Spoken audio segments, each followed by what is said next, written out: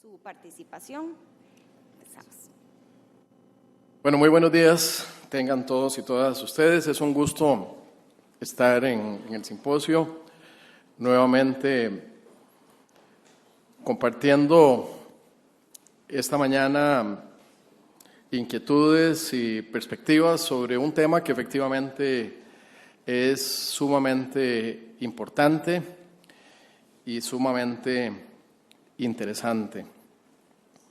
Ojalá que después de la charla las aguas del río Virilla no se pongan más negras con el tema de la ceniza y que podamos encontrar un poquito de luz en el camino, por lo menos en este tema relacionado con los fueros especiales.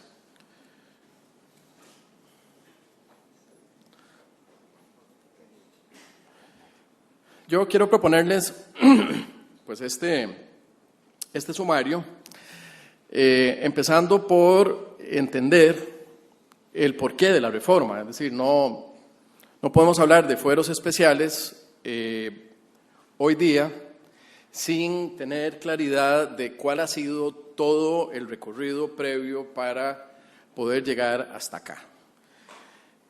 Y antes de hablar de fueros especiales, ¿verdad? Tenemos que ubicarnos, yo diría que a inicios de los años 90 o antes incluso del año 90.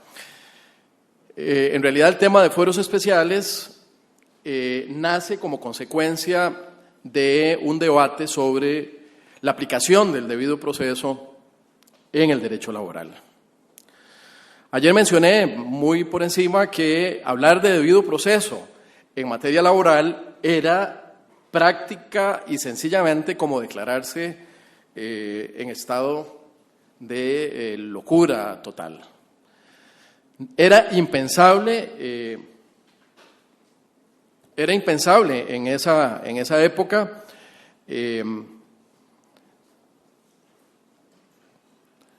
que alguien sostuviera una tesis de que el principio de defensa estaba también involucrado en los procesos disciplinarios relacionados con el mundo del derecho al trabajo. Hay una primera sentencia muy interesante del Tribunal Superior Contencioso Administrativo, la sentencia 1590. Esa sentencia la redactó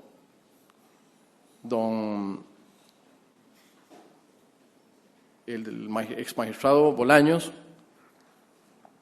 Jorge Bolaños, y después, siendo magistrado de la Sala Constitucional, don Jorge Bolaños, en una de las primeras resoluciones en donde la Sala Constitucional empieza a hablar del debido proceso, traslada un poco exactamente esos mismos criterios que él había expuesto en su resolución en el Tribunal Contencioso. Después de que se da esta situación del debido proceso y de las discusiones del debido proceso, había que determinar cómo se iba a hacer efectivo el debido proceso en el derecho laboral. Entonces, ahí tenemos que dividirnos en dos ámbitos, el ámbito del empleo público y el ámbito del empleo privado.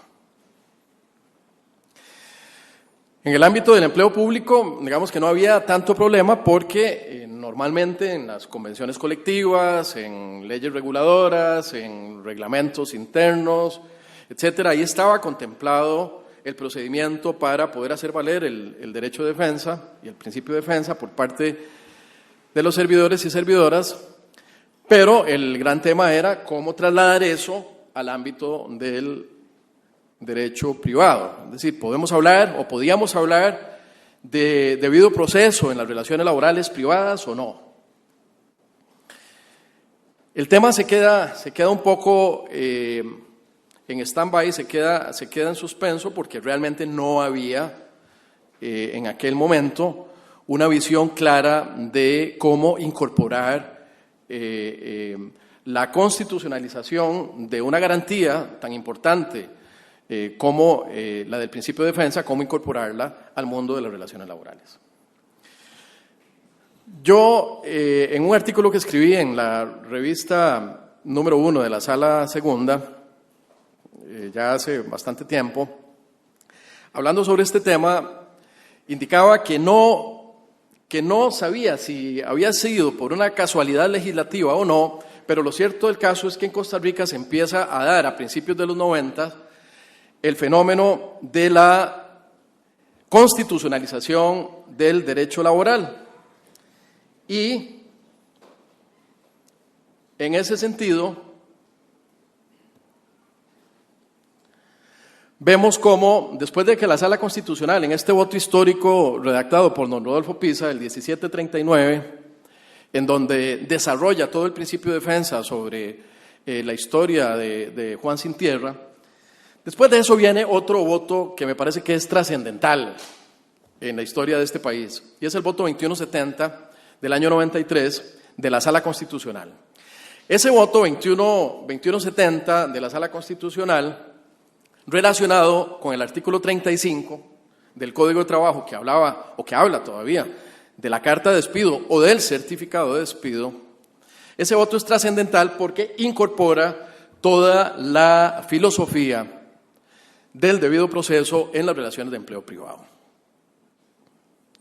Pero se da en una época interesante, porque estamos hablando de principio de la década de los 90, en donde, además de esta resolución de la Sala Constitucional que dice que la persona trabajadora tiene derecho, al momento de ser despedido, a contar con una carta de despido, y que no es un requisito cualquiera, sino que es un requisito solemne para que la persona pueda, sobre la base de esa carta, tener una noción clara de cuáles son las razones por las cuales se le está imputando una falta y cuáles son, entonces, los motivos sobre los cuales él tiene que defenderse en sede judicial en caso de que acuda al proceso a reclamar la injustificación de la sanción.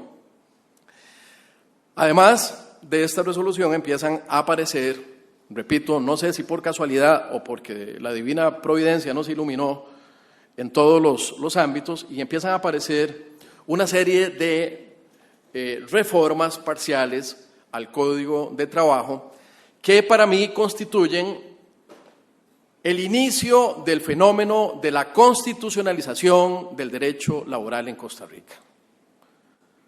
Porque antes de eso, y antes de la creación de la Sala Constitucional, el derecho laboral únicamente era entendido en nuestro país como un fenómeno de mera legalidad, es decir, como un derecho que estaba referido a problemas derivados de la aplicación únicamente de la ley, olvidando que la fuente esencial del derecho laboral la tenemos en nuestra Constitución política. Y no solo en la Constitución, sino en el derecho internacional del trabajo. La primera ley importante en el año 90 es la 7142, que regula el tema de las trabajadoras en estado de embarazo y en periodo de lactancia. Y aquí obtenemos entonces este primer ejemplo de constitucionalización del derecho laboral, asociado a este tema de las discriminaciones por embarazo de las trabajadoras en periodo de gestación, asociado esto a un tema, obviamente, de constitucionalidad relacionado con el artículo 33 de la Constitución Política. Antes de esta ley, si una trabajadora quedaba embarazada, pues el empleador muy probablemente le decía: muchas gracias, ha trabajado muy bien para la empresa, pero por un motivo de reorganización necesitamos despedirla y le damos las gracias por sus servicios prestados. La trabajadora tenía que afrontar las consecuencias de su embarazo, el nacimiento, la llegada de un niño y de una niña, y probablemente sin posibilidades de lograr una nueva ubicación, un nuevo empleo, pues porque nadie en este país, o casi nadie en este país, iba a contratar a una mujer trabajadora en estado de embarazo, y más si el estado del embarazo ya estaba avanzado. La característica esencial de esta primera reforma es que en el 94 y 94 bis del Código de Trabajo se incorpora por primera vez el concepto de nulidad e ineficacia de los despidos. Ya pasamos de aquella clásica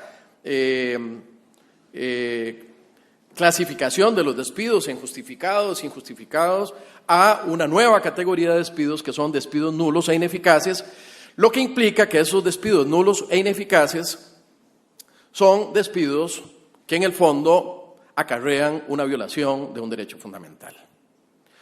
En algunas resoluciones del Tribunal de Trabajo a inicios de los 90, relacionadas con el debido proceso, el tribunal se atrevió a hablar de la nulidad radical de los despidos. Y había nulidades radicales de los despidos cuando la persona trabajadora tenía que afrontar el proceso sin que se le hubiera hecho una imputación, una intimación de cargos y sin que pudiera afrontar el derecho con las bases elementales para poder ejercer el derecho de defensa.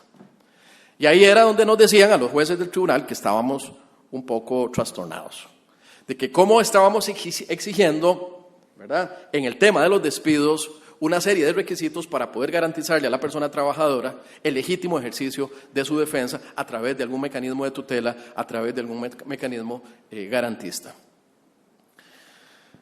Claro, esa teoría no era una teoría nacida en el propio seno del tribunal, sino que era una teoría alimentada en la jurisprudencia del Tribunal Constitucional Español, que hablaba justamente de la doctrina constitucional de los despidos radicalmente nulos, entendiendo que los despidos radicalmente nulos eran llamados de esa forma porque implicaban un problema más allá de la mera legalidad, que no había un problema únicamente relacionado con el artículo 81 y las causales del 81, sino que más allá de eso habían problemas de constitucionalidad por posibles vulneraciones o conculcaciones al orden constitucional.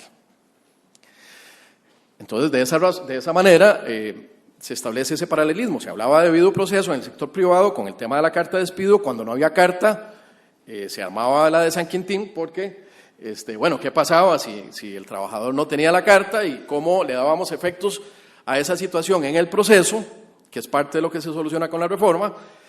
Y luego, bueno, ¿qué implicaciones tenía eso en caso de que hubiera un conflicto de legalidad con conflicto de constitucionalidad? Por ejemplo, un trabajador despedido con vulneración del debido proceso, se le violó el debido proceso a la hora de despedirlo, pero que al mismo tiempo en el proceso se demostrara la comisión de una falta grave.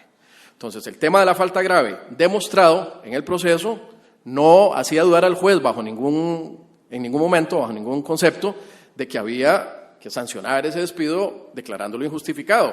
Pero a la par de la injustificación del despido, ¿verdad?, el juez también se topaba con un problema de constitucionalidad y decía, ¿qué problema? Porque además de que el trabajador cometió una falta grave, fue despedido pero con violación a su debido proceso. ¿Cómo armonizar entonces ese problema de legalidad con el problema de constitucionalidad? Era y sigue siendo hasta el día de hoy un dolor de cabeza importante para los tribunales de justicias laborales.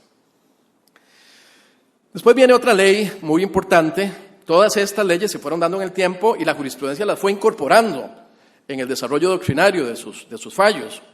La jurisprudencia todo esto lo incorporó desde los años 90 hasta la fecha. La reforma lo que hace es incorporar estos casos en el artículo 540, es decir, ya los sistematiza y los incorpora en el 540. Simplemente, pero esta es una historia que se viene construyendo desde hace muchos años, muchos años.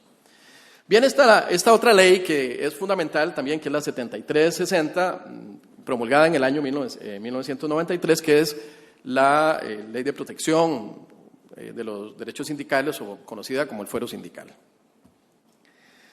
Aquí volvemos a encontrar otro denominador común importantísimo, y es que en esta ley se vuelve a establecer la característica de la reinstalación o la restitución como una forma de poder regresar el estado de la situación jurídica al momento anterior en que se había producido la sanción del despido.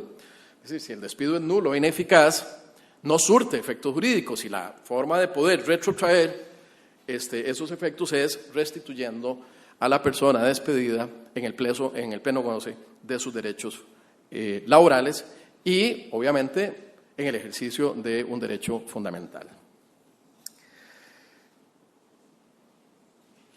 Esta ley es muy interesante porque al principio el fuero era aplicado únicamente para los dirigentes sindicales y a partir del voto de la Sala Constitucional, el voto 5000 del año 93, que ese es un voto histórico también, es un voto importantísimo que salvó a Costa Rica en su momento de una sanción de la OIT muy severa, porque estábamos exactamente en el ranking más bajo de países en el respeto de los derechos laborales, fundamentalmente en el ámbito del derecho colectivo, a la par de Burundi, a la par de no sé qué otros países, ¿verdad? Era una cosa pavorosa, y entonces el ministro de Trabajo de la época, que no recuerdo quién fue, encabezando la misión que fue a Suiza, a la OIT, pues pudo llevar ese voto, alardear con ese voto de la Sala Constitucional diciendo que en Costa Rica sí se respetaban los derechos sindicales, y eso nos salvó de una importante sanción por parte de la OIT por incumplimiento de los convenios internacionales que Costa Rica había suscrito, el 98, el 135, etcétera, etcétera. Después viene, en el año 95, vean que vamos con una secuencia muy interesante, que todo esto son los antecedentes de lo que tenemos o de lo que vamos a tener hoy día en la ley.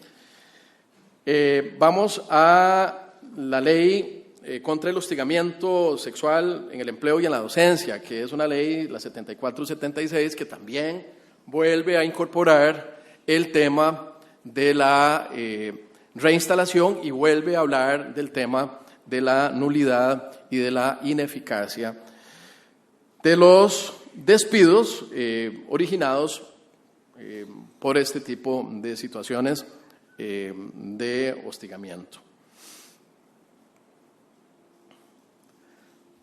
En el año 98 también se promulga otro fuero de protección para los trabadoras menores de edad. El Código de la Niñez y de la Adolescencia también establece un mecanismo de protección, la 7771 del tema de VIH-Sida, es otra ley que también vuelve a incorporar el tema, hasta que llegamos a la última reforma del Código de Trabajo, que es, a mi juicio, también una de las reformas más importantes, conjuntamente con la de la prescripción, que declaró que los derechos laborales son imprescriptibles durante la vigencia de la relación laboral a partir de un voto, el 5969-93 de la Sala Constitucional, aplicando precisamente toda la constitucionalización del derecho laboral basada en la irrenunciabilidad de derechos del artículo 74 constitucional. Esta ley, la 8107 del 2001, es una ley que pues constituyó un avance importante, pero obviamente generó un vacío también importante, porque habla en el capítulo que se le introdujo al Código de Trabajo, donde se le introdujeron siete normas, 7 artículos, habla de la prohibición de discriminar, pero refiriéndose únicamente a temas de discriminación relacionados con edad, etnia, género y religión. Como si solo esas 4 formas de discriminación pudieran existir sobre la tierra. Los señores y señoras diputadas se quedaron en ese momento cortos y cortas en cuanto a los alcances de la reforma. Había quienes aplicaban esta reforma de la 8107 de manera muy restrictiva y decían, no, es que las únicas formas de discriminación son esas en el mundo del derecho laboral y no pueden haber más. Y la jurisprudencia de la Sala Segunda y de los mismos tribunales en general van generando una doctrina mucho más amplia, explicando que las formas de discriminación nacen de la Constitución y no de la ley, y que por lo tanto no solo esas 4 formas discriminatorias podemos encontrar en el mundo del derecho laboral. De hecho, era una práctica común en este país, y todavía me imagino que seguirá haciéndolo en menor medida, pero que cuando había alternabilidad en el gobierno de la República, después de 4 años, una buena parte de los servidores y servidoras públicas se iban para su casa porque al entrar el nuevo gobierno hacía los despidos motivados en que probablemente la gente que estaba trabajando en esa institución no era de las preferencias políticas del partido que había ganado las elecciones. A mí me tocó conocer muchísimos casos relacionados con despidos motivados por razones de tipo político. Muchísimos despidos motivados por esa situación. Entonces, ese sería un ejemplo que va mucho más allá de los 4 supuestos que establece esta ley 8107 y el capítulo de la prohibición de discriminar, y que la jurisprudencia sí lo entendió y lo fue incorporando en sus reiterados fallos. Algo importante es que en esta última ley del 2001 se vuelve nuevamente a hablar de nulidad e ineficacia de los despidos y se vuelve nuevamente a incorporar el elemento de la reinstalación.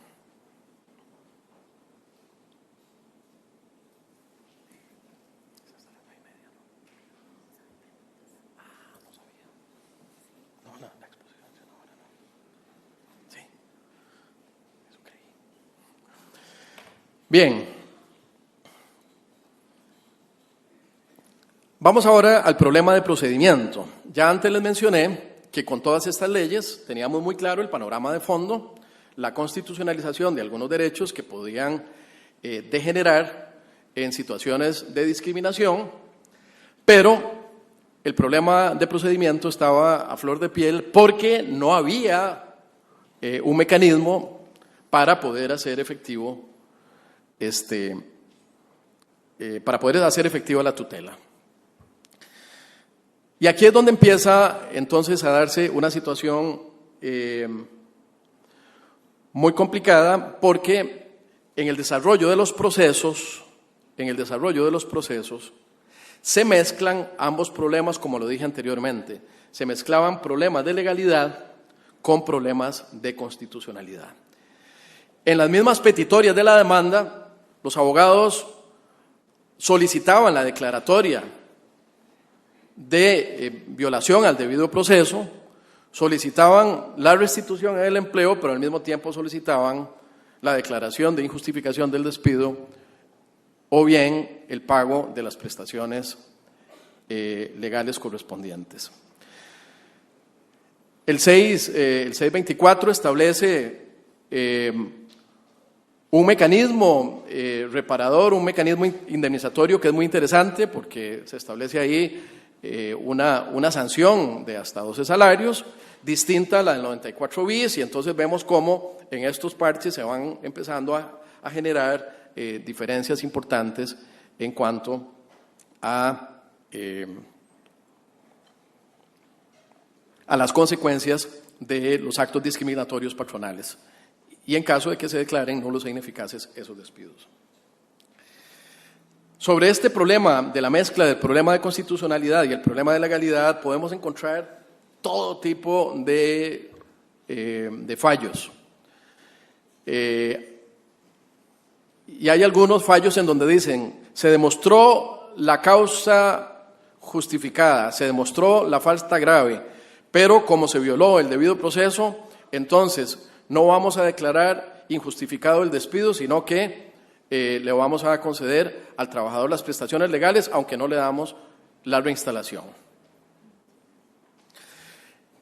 Era una mezcla realmente motivada por una confusión, creo yo, bastante fuerte, la falta de claridad de poder distinguir ambos tipos de problemas, y también la ausencia de un procedimiento cautelar, la ausencia de un procedimiento sumarísimo que tuviera un carácter preferente y que le permitiera al juez analizar los problemas de constitucionalidad de manera anticipada, y una vez que limpiaba la situación jurídica del proceso de esos problemas de constitucionalidad, en caso de que no ordenara alguna medida reparatoria o subsanadora de la violación al derecho constitucional que pudiera estar en entredicho, que pudiera estar violado, entonces que prosiguiera entonces ya con el tema estrictamente de legalidad para dictar la sentencia, enfocándose únicamente al tema de la falta grave y de la justificación o injustificación del despido. Esa situación se pudo haber hecho. El 452 del Código de Trabajo le permite a los jueces laborales idear procedimientos cuando hay vacíos o cuando hay insuficiencia de procedimientos. Sin embargo, por temor a hacerlo, se generaban este tipo de conflictos, de mezclas de los temas de constitucionalidad y de legalidad en el proceso, y el juez, a la hora de dictar sentencia, no sabía literalmente qué hacer. ¿Cómo tutelar un derecho fundamental versus el problema de legalidad a partir de una falta grave demostrada que hubiera podido cometer la persona trabajadora? Vamos ahora rápidamente a los alcances de la reforma, que la idea es, tenemos tiempo hasta las 9:30 y la idea es dejar un periodo para que ustedes puedan hacer sus preguntas o algún comentario en relación con el tema. Lo que hace la reforma es que incorpora toda esta historia, todos estos antecedentes los incorpora y los materializa en los artículos que van del 540 al 547. Se establece un procedimiento de restitución, además, para las personas trabajadoras que sufren riesgos del trabajo y para lo que se denomina en la reforma una reinstalación de origen legal. Es decir, tenemos dos procedimientos en uno. Hay que poner atención y cuidado a esto. En el 540 se habla de fueros especiales y debido proceso, bajo determinados supuestos, principalmente relacionados con el tema de la discriminación. Pero, y eso fue algo que se incorporó durante el proceso de construcción de la norma en la Asamblea Legislativa, se incorporó también este procedimiento de restitución para las trabajadoras que sufren riesgos del trabajo y reinstalación de origen legal con una norma que es la del 559, a la que hay que ponerle muchísima atención, porque introduce a las personas discapacitadas como personas legitimadas para solicitar la reinstalación con base o con fundamento en la Ley 7600. Además de las indicadas en el inciso A del 392 del Código. Pero hay una I a la que tienen que ponerle mucha atención porque dice, y cualesquiera otras personas que gocen de estabilidad en el empleo, por norma especial, por instrumento colectivo, por resolución administrativa que así lo declare, estas personas podrán ejercer los derechos de este procedimiento especial que se crea, que es un procedimiento muy parecido pero distinto al del 540 y siguientes.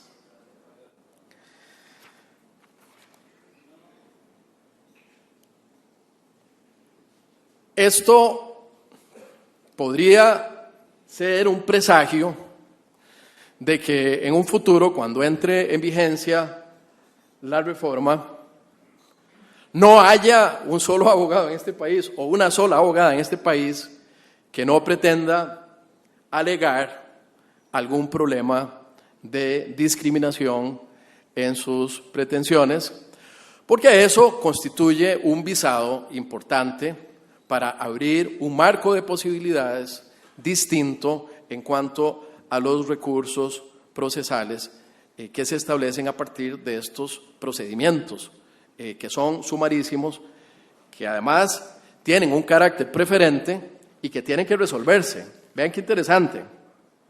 En el 547 hay una disposición que dice: el incumplimiento de los plazos o el incumplimiento en el trámite prioritario de estos procedimientos sumarísimos establecidos en esta sección se considerará falta grave de servicio de los funcionarios responsables que podrán ser sancionados disciplinariamente. Y si nos vamos a la ley orgánica del Poder Judicial podría incluso ser sancionado hasta con la separación del cargo. Esta es una norma, repito, a la que hay que ponerle cuidado. Y los jueces y juezas, más cuidado y más atención. Porque quiere decir que por primera vez se establece en una disposición legal las consecuencias de la tardanza, la mora judicial o la poca celeridad en la tramitación de los procesos. Ya antes en el tema colectivo se había inventado por jurisprudencia, se había creado por jurisprudencia el procedimiento de calificación de la huelga. El Código de Trabajo no tiene un procedimiento de calificación de huelga, pero la jurisprudencia lo creó, lo inventó con base en el 445 primero y después en el 452, cuando se corrió la numeración de los artículos, y ahí se establecían plazos. Aquí se establecen plazos y se establecen consecuencias. Antes se establecían solo plazos y ahora plazos y consecuencias. Estos casos se dan tanto en el sector público como en el sector privado, el tema del debido proceso, aunque en el 540 y en el artículo 500, si lo relacionamos, yo observo ahí que hay una ausencia importante. Seguimos sin resolver el tema de la carta de despido del artículo 35. No se sabe qué va a pasar con el tema de la carta de despido, porque no lo incorpora la reforma como un problema relacionado a la violación del debido proceso. Eso se había incorporado y en algún momento se desincorporó, salió del texto legislativo. Es importante porque, de acuerdo con la jurisprudencia de la Sala Constitucional, repito, sí es necesaria la entrega formal de la carta de despido cuando las personas trabajadoras son despedidas.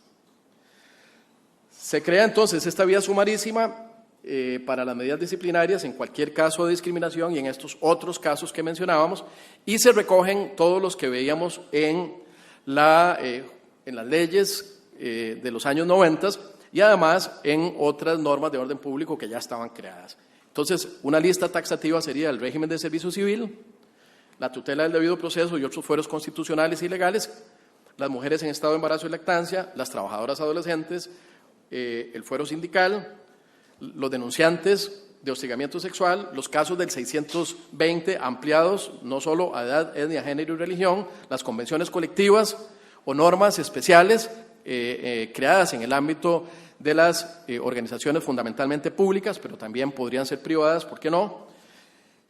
Y vemos que la tutela del debido proceso puede demandarse en este procedimiento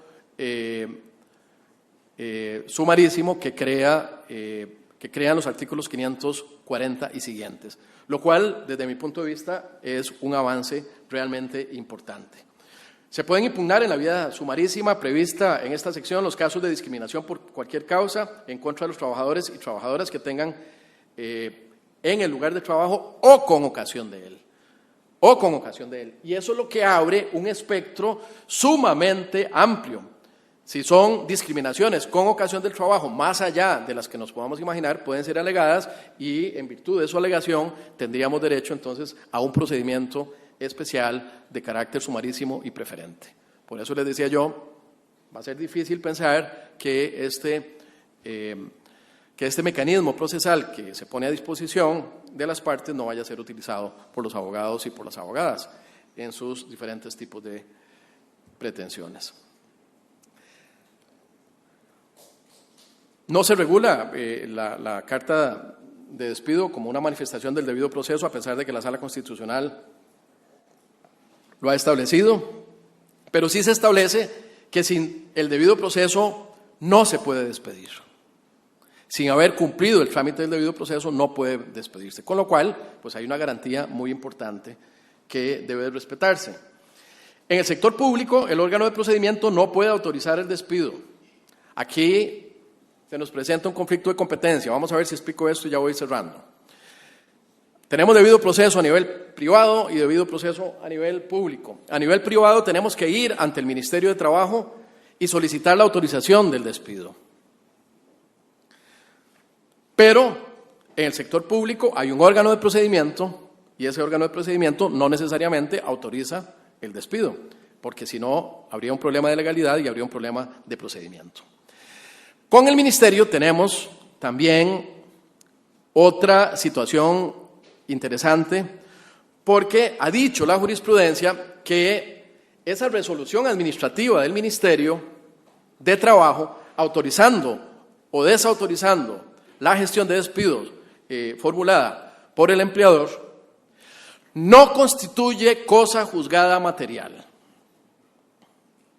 Entonces, si el Ministerio autoriza el despido y el empleador despide, no hay problema porque la persona trabajadora que se siente agraviada por la resolución del Ministerio simplemente lo que hace es que va y acude a los tribunales de justicia y dice que el Ministerio está equivocado al haber autorizado el despido y que la falta grave nunca se cometió. Y le trata de demostrar al juez su inocencia y el juez verá en sentencia si se la da o no se la da. Y se puede revisar porque esa resolución no constituye cosa juzgada material. Es una resolución administrativa revisable en sede judicial. Pero démosle vuelta a la tortilla. Si le damos vuelta a la tortilla y nos ponemos en el escenario contrario, en donde el Ministerio no autoriza al empleador a despedir, si esa resolución de no autorización el empleador considera que está equivocada y que es cosa juzgada formal, debería tener también la misma oportunidad que tiene la trabajadora de ir a discutirla a la vía judicial. El tema es que no se instrumentaliza un procedimiento para que eso suceda. Y entonces, si no hay un procedimiento instrumentalizado para que eso suceda, la gran pregunta es, ¿qué pasa cuando el empleador dice, estoy convencido de la falta grave, el Ministerio se equivocó al no autorizar el despido, no vio esta prueba que era fundamental, que era clarísima, y el patrono dice, me vale lo que me valga y ya está. No estoy de acuerdo con lo que dice el Ministerio y simplemente procedo a despedir. Estaríamos en presencia ahí de un conflicto interesante. Porque para el patrono esa resolución administrativa no es necesariamente vinculante, a pesar de que, en teoría, la ley sí le da efectos vinculantes. Entonces, le da efectos vinculantes cuando la decisión es en un sentido, pero no le da efectos vinculantes cuando la ley es en otro sentido. Eso puede plantear a futuro también otra situación interesante desde la perspectiva de la ley.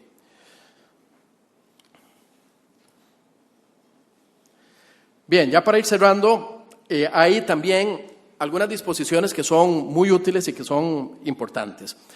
El órgano de procedimiento, llámese Ministerio de Trabajo o órgano de procedimiento, llámese órgano director a nivel público, tiene las atribuciones, de acuerdo con la ley, de suspender a la persona trabajadora y esa suspensión la pueden ordenar excepcionalmente por los motivos que se aleguen y que considere el órgano que pueden ser aplicados. Otro tema importante es que después de la resolución hay un plazo de caducidad de 1 mes al que hay que ponerle atención. Y el procedimiento que establece la reforma es muy sencillo. Primero, una solicitud ante el Ministerio de autorización, dentro de un plazo de prescripción de 6 meses. No se requiere la autenticación de un profesional. Ojo, no se requiere la autenticación de un profesional, salvo que vayamos a audiencia. En caso de que se vaya a una audiencia, sí, la persona tiene que ir con patrocinio letrado. Y la solicitud del informe que se le pide al empleador tiene que darse dentro de las 24 horas siguientes y en un plazo de 5 días para rendirlo. El juzgado puede suspender los efectos del acto sin necesidad de la garantía. Veíamos que eso también es una característica muy importante. asimilable a las potestades que tiene el juez contencioso en la jurisdicción contenciosa administrativa. El juzgado puede ordenar la notificación inmediata a través de algún funcionario del despacho, puede ser un asistente o puede ser el notificador en caso de que haya notificador, o puede ordenarse la notificación notarial. Lo que busca la norma es que haya celeridad en el tema de la notificación. Después hay una audiencia de 3 días una vez que se rinde el informe y luego se dicta sentencia. Lo interesante es que esta resolución en este tipo de procedimientos tiene recurso de casación directamente ante la sala, no tiene recurso de apelación. Y otros efectos es que en caso de que sea favorable, se decreta la nulidad, se restituyen los derechos, se condenan los daños y perjuicios que procedan, se ordena la reinstalación con el pago de los salarios caídos en caso de que no se haya suspendido el acto, y cuando la resolución sea desfavorable, los efectos que hubieran sido detenidos, ¿verdad?, por la medida cautelar quedan sin efectos y se puede proceder a la ejecución. La sentencia estimatoria no prejuzga sobre el contenido sustancial de la conducta. Si estamos discutiendo un problema de constitucionalidad, no significa que estemos prejuzgando y que el tema de fondo, que es un tema de legalidad, pueda posteriormente ser retomado en sentencia por el juez. En caso de la desestimación de este procedimiento especial, se puede ordinariar la vía. O sea, puede ser que el juez diga, no, aquí no hay un problema de involucramiento de derechos fundamentales, de temas discriminatorios, y por lo tanto debe irse a la vía ordinaria, como lo hace el juez contencioso, que dice aquí no hay un amparo de legalidad, vaya al proceso de conocimiento. Igual se le dan las mismas facultades al juez para que pueda redireccionar el procedimiento correctamente. Dice que no cabe la acumulación de procesos de tutela con procesos ordinarios, obviamente, porque no puede haber acumulación de procesos cuando los procedimientos son distintos. Tiene que haber similitud de los procedimientos para que pueda darse la acumulación. Sin embargo, la ley lo dice expresamente para no crear problemas de legalidad y de constitucionalidad, como los veíamos antes, que es lo que ha prevalecido hasta el día de hoy. El incumplimiento de los plazos, ya dijimos que traía como consecuencias responsabilidades para los juzgadores y juzgadoras.